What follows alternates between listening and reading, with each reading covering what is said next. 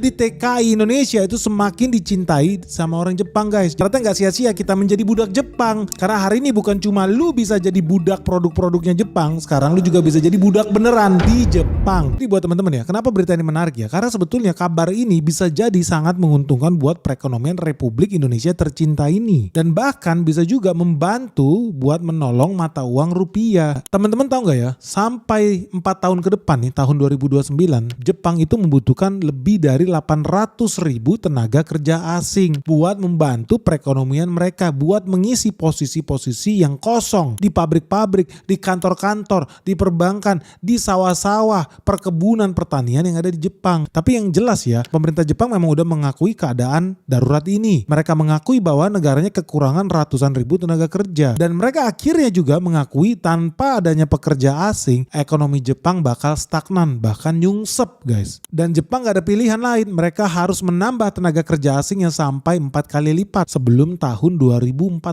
kalau mau negaranya tetap ada di planet bumi ini. Nah, Indonesia sendiri baru naik beberapa tahun terakhir guys. Kenapa? Karena ya masalah utama di Indonesia ya masalah sebelum kerja guys. Sebelum kerja mereka harus siap kerja. Sebelum siap kerja mereka harus prasiap kerja. Jadi Indonesia ini memang oversupply manusia. Kita ini nggak kekurangan orang.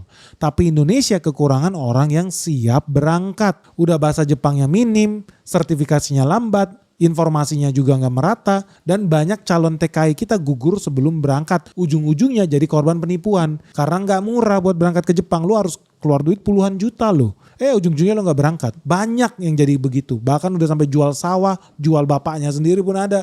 Tapi nggak bisa pun berangkat ke Jepang. Dan peluang ini sebenarnya harus kita galakin sih guys. Kita harus lebih semangat lagi, harus mendorong sih buat negara bisa lebih banyak lagi kirim manusia ke Jepang. Kenapa? Karena mereka bisa jadi sumber devisa.